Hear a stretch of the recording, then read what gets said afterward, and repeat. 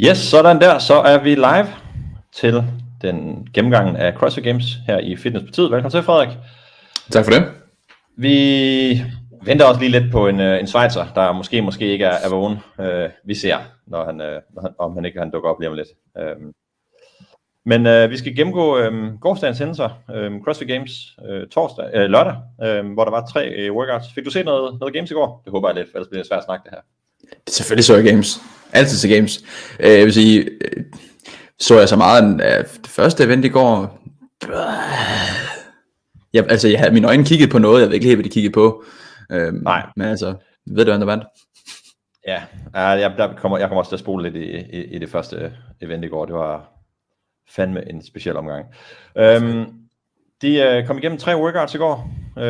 Vi kan lige løbe workouts igennem, hvad de har lavet, og så tager vi dem lidt mere en for en. Vil du ikke tage de 3 workouts, atleterne skulle igennem i går? Jo, der var som sagt 3 workouts i går, hvor vi kendte 2 af dem i forvejen, og så den sidste workout i går, den fik vi at vide i løbet af dagen. Den første workout, som så bliver event nummer 5, det er chat, som er princippet til at starte med 1000 step-ups for tid. Men vi fik så at vide, at der var et lille twist, og hvad det twist det var. Og det var så, at der var stacket kasser i sådan lidt en pyramide-agtig, med 2 skridt op og 2 skridt ned igen. Og den skulle de så frem og tilbage over 250 gange, og det hedder 250 trips. Men vi holder rygsækken på 20 kilo for herrer, 15 kilo for kvinder, og så 250 gange frem og tilbage. Så man får 1000 step-ups. 45 pund. Nå, okay. Ja, fordi jeg tænkte med, jeg har jo lavet den gang med vægtvest, så det er jo væsentligt mere end en vægtvest. Ja, det er det. Det er dobbelt stung. Ja. Det var kedeligt at se på. Ja, det var en lang omgang. Men hvis vi lige skal bare lige hurtigt løbe workout, så skal vi tage dem bagefter, hvordan det lige gik for sig. Så event nummer 6, det var en clean ladder i det her elimination style format, hvor første runde, der var der, det blev der vist også lavet om på antallet af reps. 3-3, 2-2, 1 gentagelse, altså 5 barbells, de skulle igennem så hurtigt som det kunne. Så kom det nogen fra til runde 2. Ja, den første laver du 3 gentagelser på, den anden laver du 3 gentagelser på, så er der 2 vekslinger, hvor du laver 2 gentagelser på, og så er der en, du laver 1 på, og så kommer anden runde, som starter med den sidste vægt fra forrige runde, ikke? Jo, lige præcis. Og den skal de så lave 2 gentagelser på, og så 1-1-1. Så går det ned til 10 atleter, hvor de i runde 3 laver 1-1-1. Igen startende med den tungeste vægt fra tidligere runde. Og det sluttede altså på 165 kilo for herrer, og 250 pund, det må være sådan noget 115 kilo for kvinder. Ja. Så forholdsvis tungt. Ja, og der er så også noget med akkumuleret fatigue fra den tidligere workout i chat, hvor de selvfølgelig har brugt benene rigtig meget. Jeg har nu ikke rigtig hørt nogen være ude og brokse over noget. Nej. Og så havde vi det sidste event i går, så var den vi fik at vide i løbet af dagen. Push-pull 2.0, altså hvis man husker tilbage til CrossFit Games i 2014, der har vi et fuldstændig vanvittigt race mellem Rich Froning og Josh Bridges. Sådan en af mine all-time favorit gamesmomenter. Og Ben Stoneberg, som ingen gider snakke om, var altså også lige med det der race. Og så var der også lige ham, der blev nummer 4 i det event. Det glemmer man lidt. Hvem var det? Uden skæg. Nej, uden skæg. Lille tæt bygget Matt Fraser. Selvfølgelig. Ja, der er altså ikke rigtig nogen, så sygt Matt Fraser uden skæg. Ja, men jeg hørte faktisk historien. Det var ikke med vilje. Han havde skæg inden, altså til regionals, og så blev han barberet, og så kom han barberet til, sorry. Og så har han lige lavet sådan en plet, og så må du tage det hele af. Altså. Så det er derfor, han ikke har skæg. Kan ikke relatere. Jeg kan ikke relatere. Men det blev så lavet et spin på, så man startede med, det er i princippet en chipper, 45 almindelige handstand push-ups, så er der en 80 fod sled pull, hvor de skal starte stående og hive den her sled, altså det her hand over hand, eller hvor de må trække tilbage. 30 strict handstand push-ups, og så 80 fod sled pull, men hvor de sidder på den her platform, vi så sidste år, hvor de har fødderne inde på en væg, og så trækker de ud. Og så til sidst 15 freestanding handstand push-ups, lavet i sæt af 3, hvor de så går frem efter hver sæt. Ja, hjælper lige Adrian med noget teknisk udfordring. Han er god til at løfte ting, han er ikke så god teknisk. Så det vi egentlig fik, som jeg synes det er lidt, det der i 2014 var det fede ved eventet, det var at vi sluttede på slæden, og vi skulle se om der kunne trække den hurtigst. Her der slutter vi med handstand push-up, og vi slutter med en bevægelse, som er 100% kommer an på eksekvering. Og det er sådan lidt frustrerende at se på, fordi det er ikke nødvendigvis lige den, der er bedst og vinder, eller den, der kan arbejde mest, eller trække en slæde hurtigst, det er den, der lige kan eksekvere i momentet. Så jeg synes ikke, vi fik det her blockbuster moment, som vi fik i 2014. Nej, men jeg forstår godt, hvorfor det er, vi skal gøre det sværere. Jamen det er det, når man blander teknik og hårdt arbejde sammen. Det bliver bare tit, jamen, var bedre teknisk. Jeg var på hold her forleden, hvor det også var sådan en, jamen, nogen løb rigtig, rigtig hurtigt, og så skulle man lave rope climbs. Det er faktisk ligegyldigt, hvor hurtigt du løber, fordi i løbet af et rope climb har jeg hentet jer alle sammen. Og ja, man kunne, det er altså sådan en afvejning. afvejning. Det hele var næsten en, altså det hele var i princippet en buy-in til de sidste 15 freestanding handstand push-ups. Ja. Så det synes jeg var lidt synd. Jeg kan lige, mens vi lige venter på Adrian, skal vi bare lige hurtigt gennemgå leaderboardet for teamsene. Teamsene er jo blevet en speciel omgang, fordi at nogen har trukket sig, nogen har ikke rigtig været med og sådan noget. Men vi har set en Tia Toomey være dominant i CrossFit Games. Vi har set en Matt Fraser være dominant i CrossFit Games. Rich Froning. Og nu bliver vi lige ved Rich Froning. Rich Froning har et CrossFit gym. Aldrig har vi set sådan en dominans, som det vi ser lige nu. CrossFit Mayhem ligger 1, 2 og 3 i teamkonkurrencen. Yep.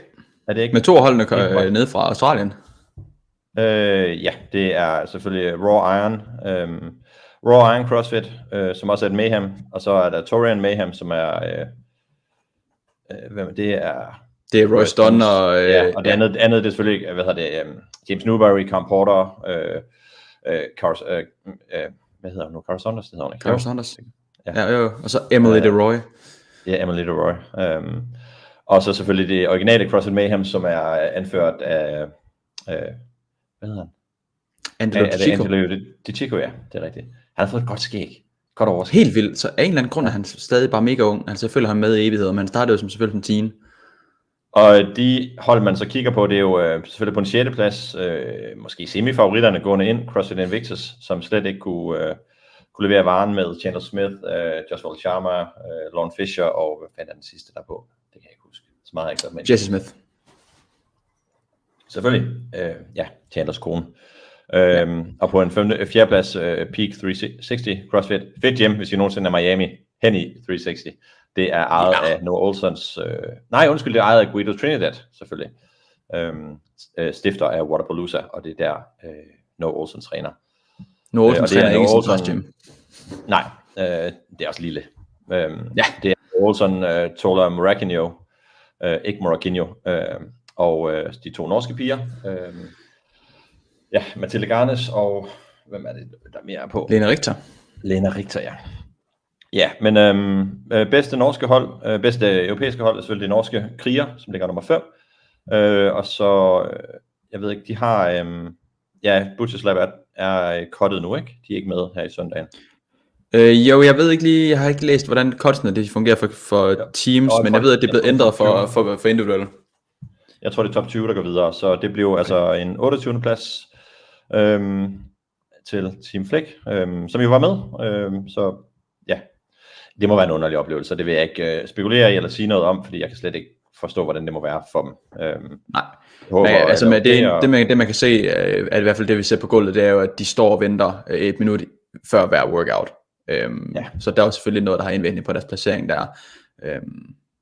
Men igen, de har været med, og det må have været hårdt og underligt og alt se nu, hvad der sker der. Now we are gonna switch to English. Rotate your phone, buddy. Did you get a haircut?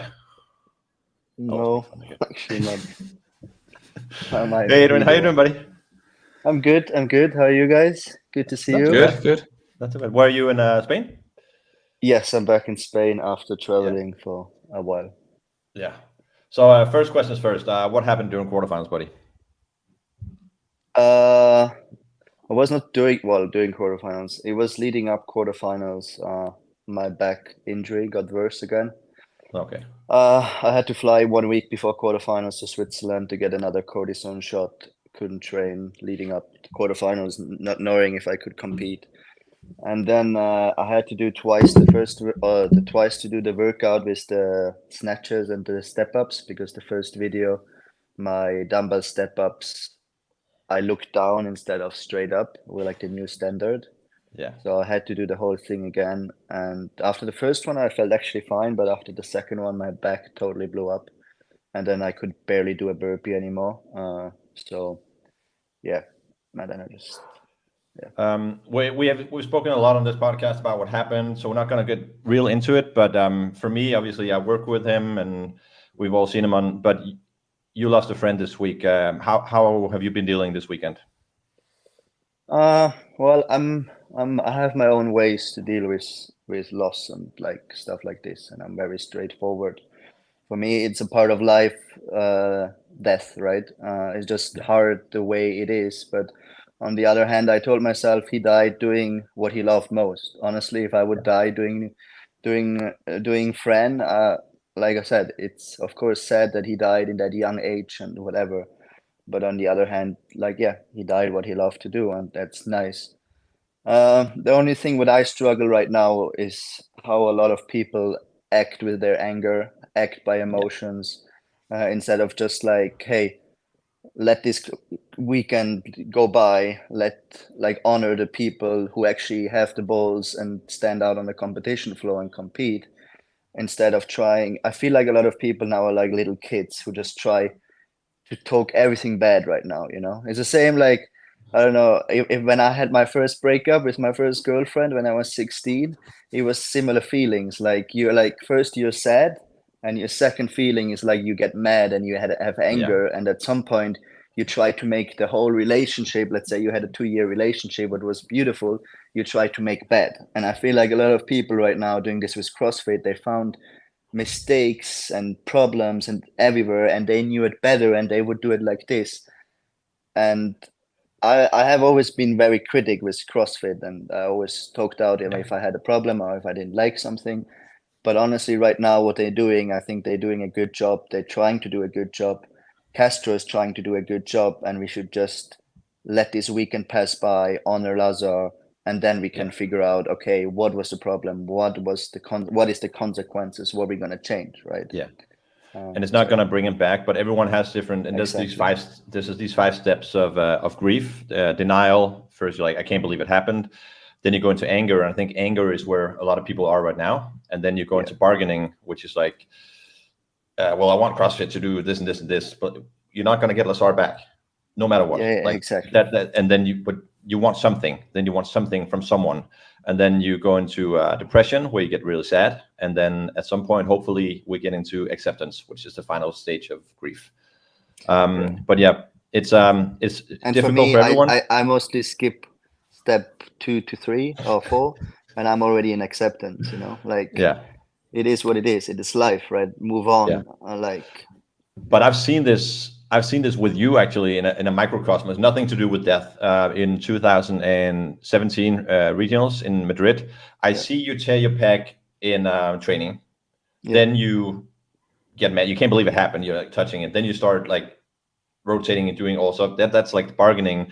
Then you get really angry. I see you punch her through some plexiglass, and then you're okay. And this is like within 10 hours. Like so you're the way you deal with stuff is really fast compared to other people.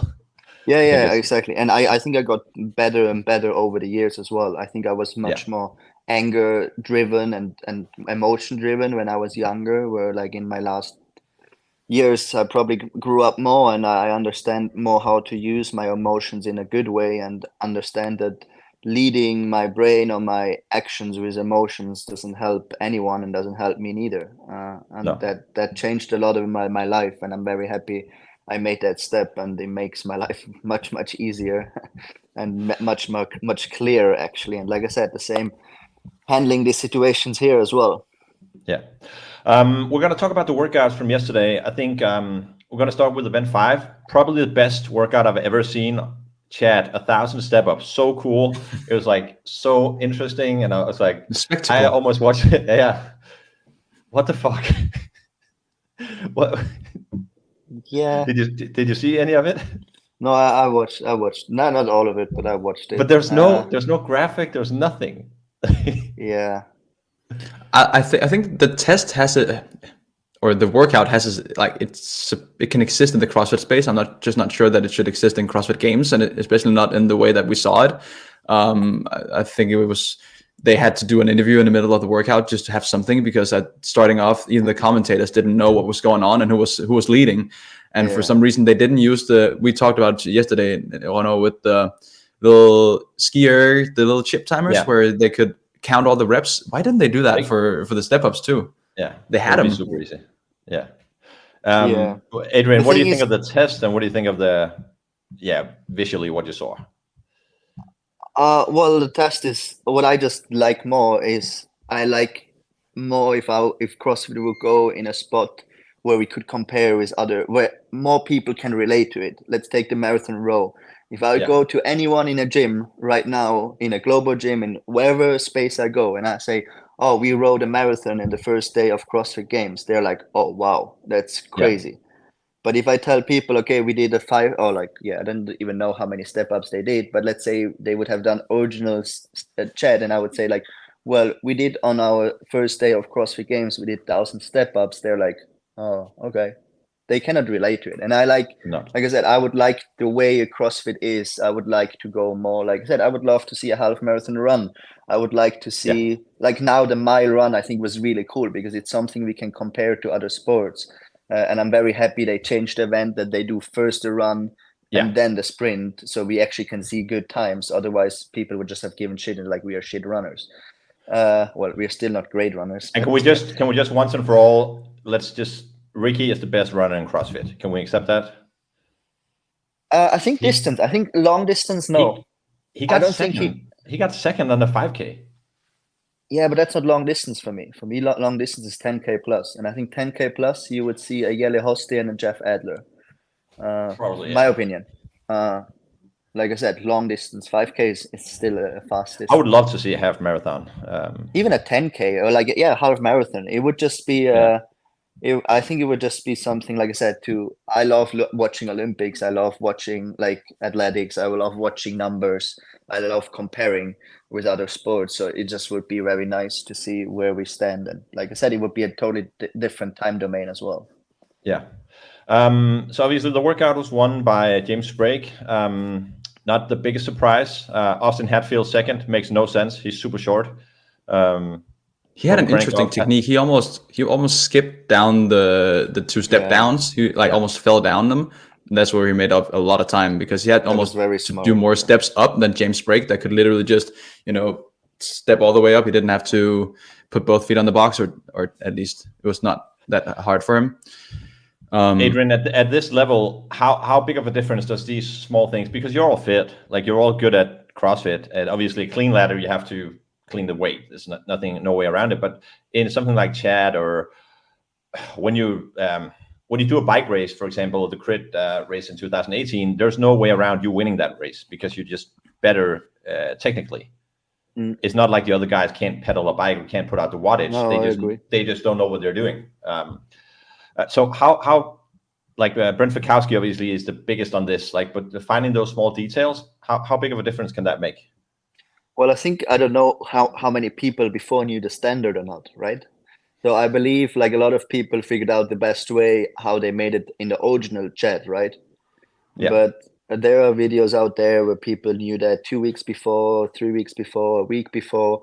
Yeah. So if you had that standard known, I think it would have made a huge difference to figure out exactly the step and the technique you want. Okay, so for people who doesn't understand, go to John Singleton's Instagram and check out his story. There is a video of CrossFit Mayhem doing this workout 2 weeks ago at the gym with this standard. Is that video real? Well, I don't know if it's real, but there's another video as well I saw from Dallin Pepper. Yeah, maybe. Yeah. The only thing I struggle is, for example, John now, he puts out the video and says, oh my God, I got this video a week before the games. Well, did he post it? Yeah, no, exactly. But then he also had it. He had it. But I believe if I would be an athlete, or I don't know, it's easy to say now, but the honest thing, if I would be an athlete or a coach and I would receive the information, I would make a video and say, hey, this is what I got, this is what I saw, here is right now. So everyone has a plan trend, but John is not better than everyone else because he didn't release the video either. He released it now. So it's a very, very like, well, you just released it. You just released it literally. So I think it's very bad as well. So how do you think this can happen? Because I've known you for years. I've known workouts. I've known open workouts. I've known semifinal workouts. I've known games workouts way in advance. I've never told you or anyone like the standards. yeah, but no, but I think it's a bit different if someone like if my twin sister or my twin brother would be in the demo team. I think I would know a lot. It's a bit different, right? Yeah. So I don't know. Like even my best friend, I think I would have a very, and that's why I would never be in a demo team because I would definitely tell my best friend. Tell everyone.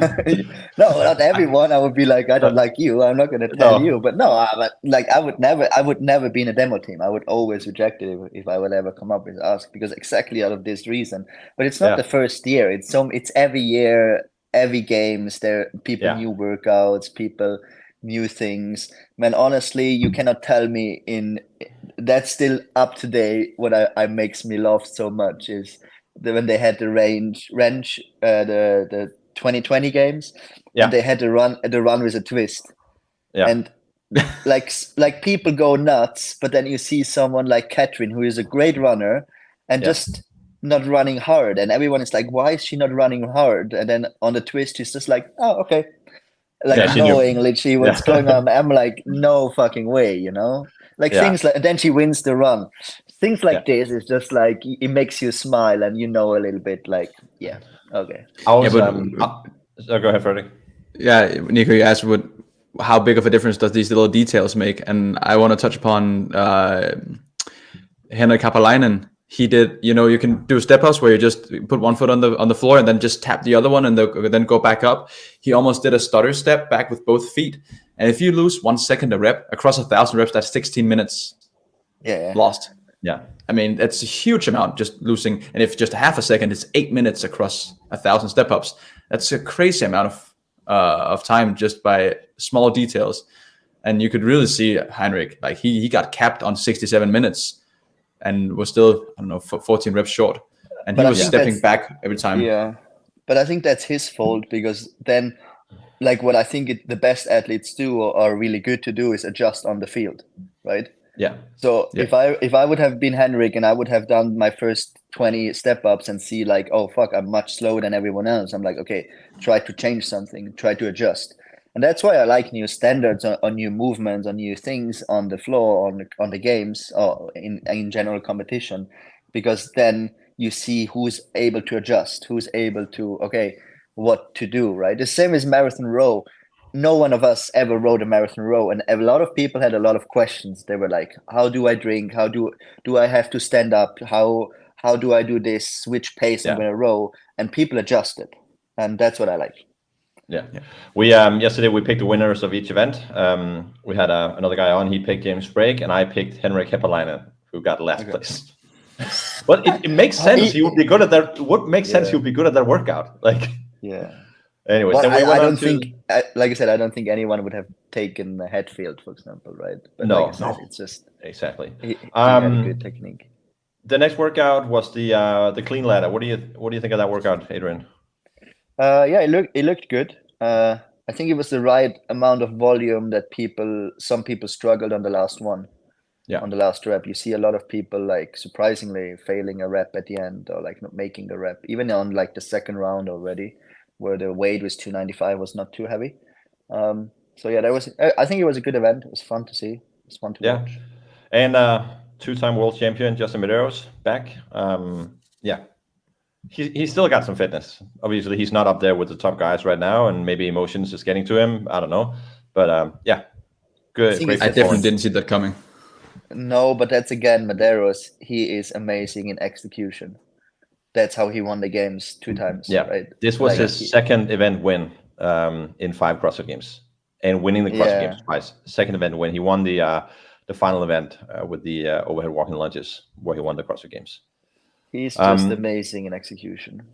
Yeah, and obviously, no surprise on the women's side. I mean, for Chad, obviously, Emily Rolfe makes a lot of sense. She wins it, and And from your team, is Gabriela McGowan still? She's not in Spain anymore. She's back in No, Hungary, no, right? they moved away back in like a Hungary. while ago, 2 years Yeah. ago. And on the clean ladder, the least surprising winner ever, of course, Tia Klaatumi, also winning her 7th CrossFit Games in a few hours, which is ridiculous. How good is Tia in comparison? Let's compare it to Matt and Rich and. Well, I'm not a big. I don't like comparing. I know you like it, Nikolai. Well, it's to make who's the GOAT and all this stuff. I think every top athlete has a how do you say, like a thing to the sport, what will be remembered, right? Like, yes, for example, I don't think Froning would be the way he competed back in 13, 14 with like having like 3, 4, 30th places and still win the games. That would not work anymore today. No. Does that make him less of an amazing athlete he was? No, of course not, because at that time he was just so far ahead of everyone else. So I'm just amazed how Tia. Well, first of all, you can see her mindset. Like I said, I feel there you can see on the floor right now there is athletes. Of course, I think everyone goes through a hard time and everyone like is in grief and everything, but there are just people that can switch, and Tia is one of it. I feel like Tia goes on the floor and once it's that 3-2-1, she just has a flip and she just doesn't think about anything else than winning that event. And that's what is one thing shows me that she's an amazing, unique competitor. And the second, man, she's just, I don't know what next to happen. She was injured, she had a baby and everything, and she just comes back and she still dominated the field. Like, ridiculous. It's crazy that Tia, she's beating the specialists in what the specialists are specialists at. Yeah. Like, she beats the heavy hitters on the clean, and she beats the runners on the mile, and like it's crazy that she's better than the specialists. That's what they're good at. And then in CrossFit, she's just amazing. So, yeah. So, yeah. I would have loved, like I said, it's sad what happened, everything, but I would have loved to see Laura's ass get kicked this weekend after last year. She would have gotten smashed. I think so too. I think Tia would have won regardless. I think obviously Laura would have been a bigger challenge than Gabriela McGowan or Haley Adams, Yes. whoever's, but there's still a gap. There's not one event until now I could see that Laura would beat Tia. Not one, in my opinion. No, can't find one. In 2014, one of the best events ever was held at the Stop Hop Center, the Home Depot Center. Rich Froning versus Josh Bridges. Do you remember that event? The push pull. Yeah, they tried to remake it. What do you think of push pull 2.0? Oh, I'm very sad. I'm very disappointed. It just took out the magic what it had. Like, why are you gonna change like something magical like this? It's the same. They would try to, just do the same. Yeah, exactly. And like, see everyone smashing Josh Bridges' time. Like, yes, or like even not or whatever. But I think, sometimes the simple things are the best things. And like you said, if it proved that it worked, why you want to change it? And they made. What was back then was crazy was the last round where him and Froning were like so tight. Yeah. But you take this away with like such a high skill movement where some people can do and some people not. Yeah, it's like, let's race 100 miles, but the last 400 meters you have to ride on one wheel. But I don't know how to do that. Yeah, exactly. Okay, well, then you beat me. Exactly. Okay, and it's like, or the other point is like you cannot ride the first part so hard because you need some energy because at the end it's a skill, right? So you have to pace your whole race differently. And then you could do a skill medley, like something where it's like 4 different workouts where you like a handstand hold, a handstand different stuff, and it's like combine the scores to one event, and that's the skill event. Don't mix skill with strength and high power output. Like not new skills. The spectacular thing in 2014, as we talked about right before Adrian came on, is that they finished on the rope or on the sled. Like that was the race that they finished on the pole, and now they're finishing with this that's way more execution based. And it was more frustrating to look at people falling down that could almost win than just to see 2 guys smashing it out on the sled. Yeah, but that's honest. Sorry. Yeah. the argument is going to be, well, in 2021, Kristen Holt and Annie Thorisdottir did exactly that race, and we had that race, but they've done deadlift prior to that.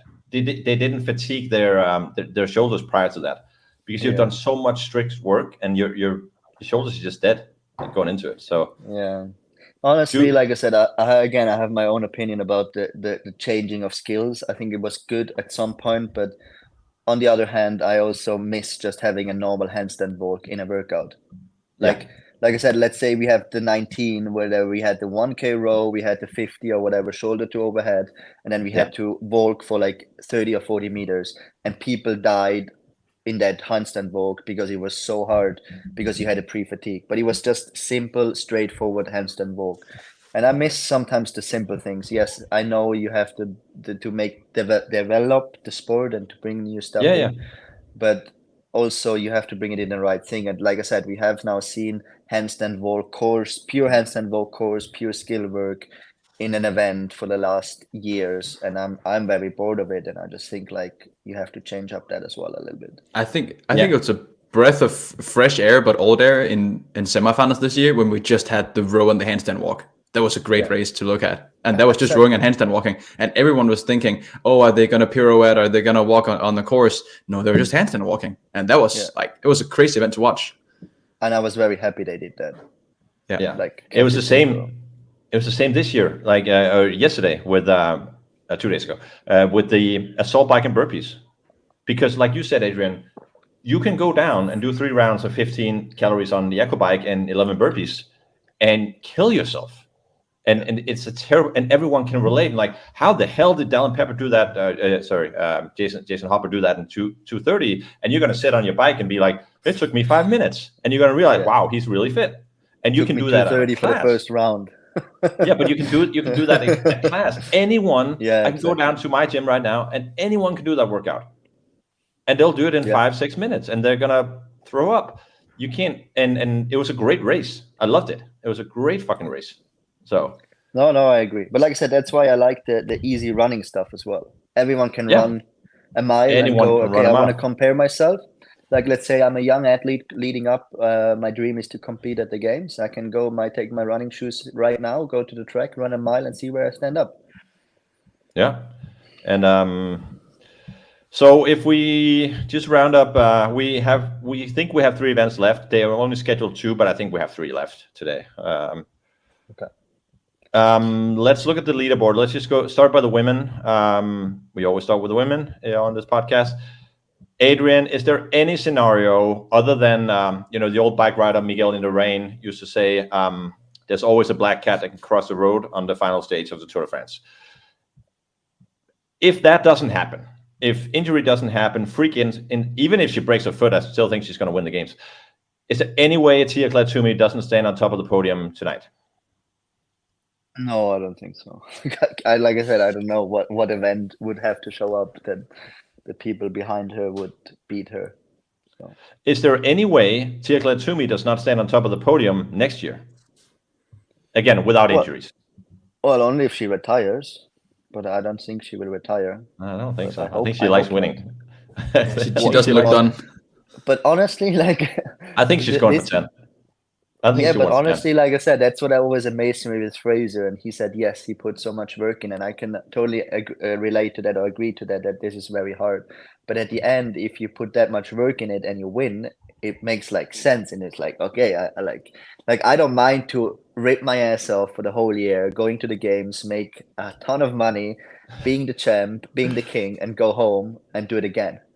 And that's why when he retired, I was very surprised personally that he retired, because like I said, winning is I don't know, it's fun.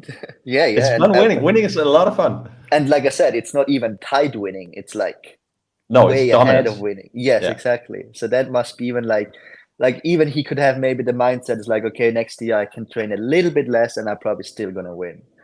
But I always feel like that's people. It's people who haven't done competitive sport, like you and I played indoor hockey, you played real hockey, I played gay hockey. Sorry, but there's no bit. I cannot describe to people who haven't tried to play elite sports the feeling of scoring a goal in a big game. Yeah, like watching go into the net. It's so ridiculous. And like, but other stuff isn't fun. Like that stuff is fun. Like that's exactly. it's the best fucking feeling there is.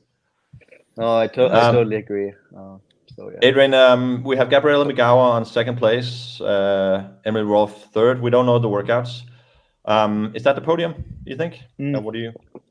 How much is Haley back? Haley is 40 points, 38 points back. I think Haley will podium. I really hope so. That'd be cool. That'd be good to see. It's a good story as well. Yeah, good story, but also for the people, for her. I would really like to see that. Yeah. A few disappointments. If we go down a little bit, Alexis Raptis 11, maybe not that big of a disappointment.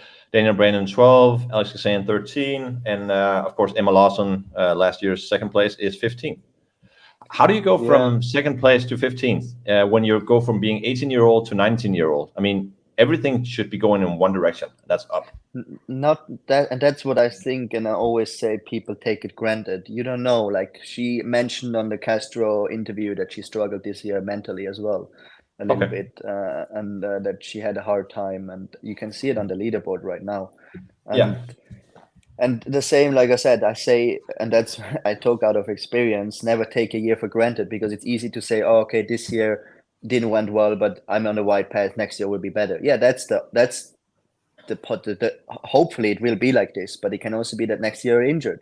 Like in 2021, I was like, okay, it's fine. I drop out of these games, and next year I will be healthy and fine. But it took me now 3 years, and I'm still not there where I want to be, right? So you never know where you're going to end up, and always take the point where you are for granted. And especially when you're young, like I said, it can be up and down. But also, like I said, I'm not surprised, for example, someone like Alex Kazan is not on top right now with those events. Again, the events plays a big role. I think what would have changed the leaderboard a little bit would be the Amanda 45. That's a bit sad that they could not do that event. That Sledhammer event, I don't know who would have done very well there or who would not have. So I'm not mad that they could not do that event, but I'm pretty sure the 45 muscle ups and 45 squat snatches would have changed some leaderboard places. We're lacking that like high skill gymnastics pulling. We have had rope climbs, volume, but volume, a lot of volume there. Even yesterday, the handstand push-ups, like the first 40 were normal handstand push-ups, where I believe everyone, if you're tall or small, it doesn't matter anymore. If you can keep him, it's much easier. And then the hardest thing was honestly that, like, strength volume was the 30 strict, but 30 normal regular strict on a games level is also not hard anymore, or should not be hard anymore, even if you're a tall athlete like Brent. And that's why you could see someone like Brent place second in that workout, where I think if it would be the old version of that workout, Brent would have definitely not been in second place with deficit strict handstand push-ups. He does look better inverted this year, though. He does look better. But not on second place at the games. Not that. But he's definitely improved.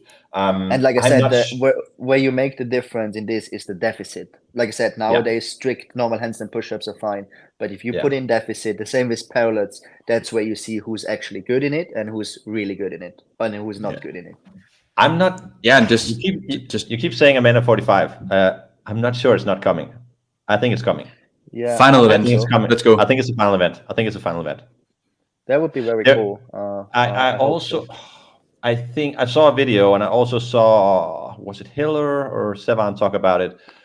So the demo team, two of the girls have like bruises just under their on the middle of the thighs, and it's not rope climb bruises. It's bouncing from a hang clean bruises, and you know exactly what they look like. And they both have the exact same bruises, like they've tested a workout with repeatedly bouncing on there. So I'm saying there will be hang cleans at some point today. Because those bruises, you can't get those bruises anywhere else. Well, you don't know what they're doing during the night. No, and that's why we love having you on the show, buddy. Yeah. Let's look at the men's we're just touching upon the men's leaderboard. We have a lack of upper body pulling, especially gymnastics, and I think that bodes really well for our boy Pat. That we haven't had that yet, because he tends to excel in high volume upper body pulling gymnastics. But I'm a bit surprised with the men's leaderboard, to be honest. We had a few names we said could win the CrossFit Games. We said of the people there, we said Justin Medeiros, Ricky Gerard, Patrick Vellner, Roman Krenikov, and potentially Brent Fikowski. Brent Fikowski is on top of the leaderboard. Adrian, will Brent Fikowski be the fittest man on earth in 12 hours? I hope so. I hope either Brand or either Pat. I know Pat is a bit far away for it, but A perfect I night. think it He would can make be. up 70.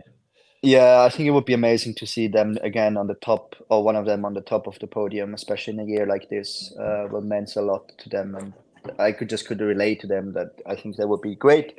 I'm surprised a bit about Gerard. I thought he, like I said, he's also what I can see on the field. He's also like close, similar than Tia. I feel like he has emotions, but when he's going on the floor, he's there to win. So I'm a bit surprised he's not doing better in some events. Yeah, it's been like up and down a lot for Yeah, him. what I believe, like I said, I don't think it has to do with his mental status, just apparently he's not there in the right Yeah. spot. Same with Krennikov. I don't know if there's something wrong. He really surprised me yesterday, the clean, that he didn't make The clean was top 20. off. He didn't look so well on the Firestorm. He took 8th, but it's like it's a Krennikov workout. Adrian, Yeah, I have to ask maybe you. not the burpees, but No, but Yeah. he's still pretty fast at them. yeah, I agree.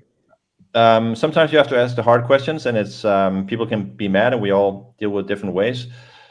In 2010, Graham Holmberg won the CrossFit Games, and everyone always said, well, it was only because, no, Graham Holmberg won the CrossFit Games, and he beat Rich Froning. Rich Froning made a mistake, but Graham Holmberg won the games, and everyone saw, well, Rich was fitter, then win.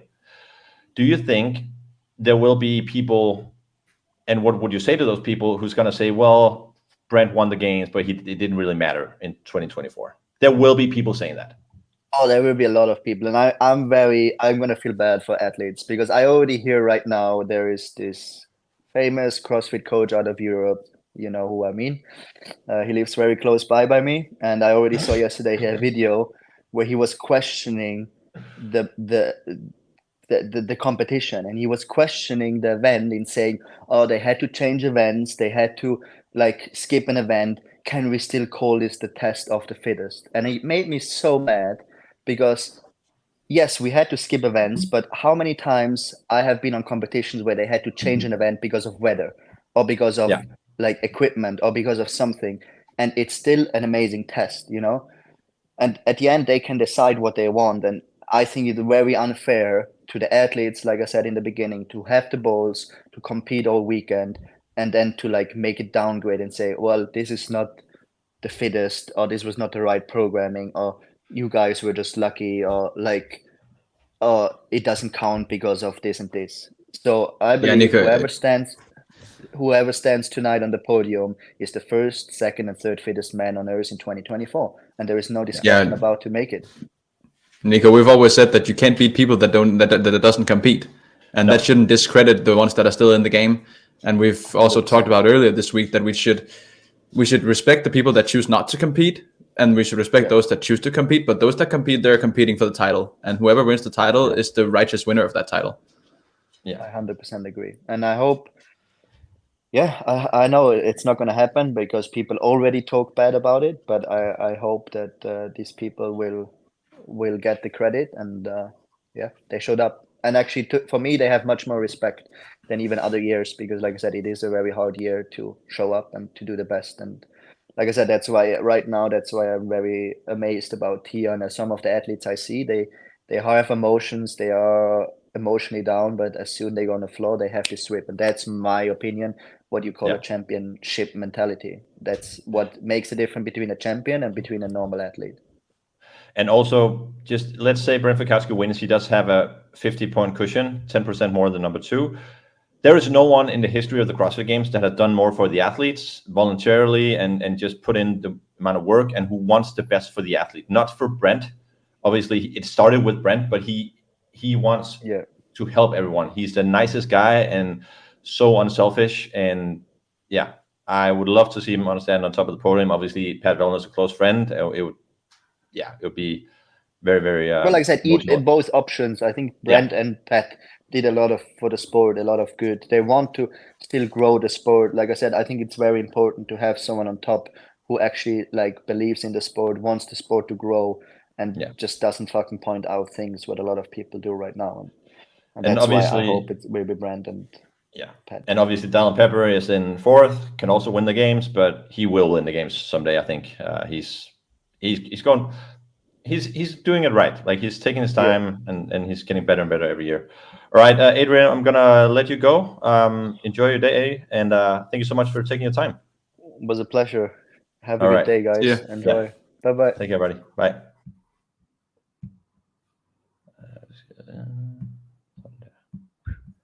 Sådan der, Adrian Mundwiler, sender vi videre på hans dag. Jamen Frederik, det var lidt leaderboardet. Vi kender ikke nogen workouts endnu, gør vi? Der er ikke kommet noget ud. Overhovedet ikke, nej. Jeg kigger på, det betyder nok, de bliver announced på gulvet, når dagen ligesom starter. Men ja, folk har mange meninger, folk må have deres meninger, og det er jo det skønne ved meninger. Det må man bare have. Har du flere ting, vi skal nå igennem i dag? Og ellers så er det jo bare... En enkelt. Vi har fået en ændring i cuts på individual, bare lige for at tage den med, så folk er klar over, hvad der sker. Det var planen, at der skulle cuttes efter chat, og så skulle der cuttes efter i går aftes, så der er 20 atleter, der skulle konkurrere i dag. Det har de ændret, så efter i går aftes, altså gående ind i dagens events, der har de cuttet ned til 30 atleter på begge sider, altså både herrer og kvinder. Ja. Funktionerne kommer ikke til at have en stor betydning, fordi der er rigtig mange, der selv er gået ud, så på herresiden, der bliver der cuttet 2 atleter, som er, en atlet kun, som er Peter Ellis, ellers så er resten, de er selv withdrawn. Det er kedeligt, at de cutter en. Ja, og på kvindesiden, der cutter de også kun en, som er Lexi Neely. Så det er selvfølgelig mega synd, men jeg tænker, at det også har noget logistisk, men det må lidt træls at være den ene. Ja, hvad den ene ryger. CrossFit Games starter i dag klokken 4 med Teams. Event Workout 6 står der. Teams går på igen klokken 7:20. Indimellem det, så starter de individuelle med Workout 8 klokken 10 minutter over 5. Og hvad vi ved, så klokken 10 minutter over 9 i aften er den sidste workout. Jeg tror, der er en 10. workout også. Men lad os se, der er kun 9 skeduleret indtil nu. Det kunne jo også være lidt ligesom i 2014, hvor Froning vinder sit sidste event, hvor der er en double workout til sidst. Dave Castro har jo som regel en enkelt overraskelse eller 2 op i ærmet. Men om ikke andet, så runder vi games af i morgen 10:30. Måske ikke med Frederik Egedius, der er lidt logistik, og han har 2 børn og en kone og en hel masse virksomheder, der lige skal køre, så den er på en måske, men om ikke andet, så skal vi nok få lagt games godt i seng, men ja, gå ind og følg med, og her i studiet skal der ikke lyde nogen tvivl om, vi holder med Canada. Så altid. Ja, det gør vi. Frederik, tusind tak for i dag, og tak fordi du var med, og tak fordi I lyttede med til Fitness på Tid.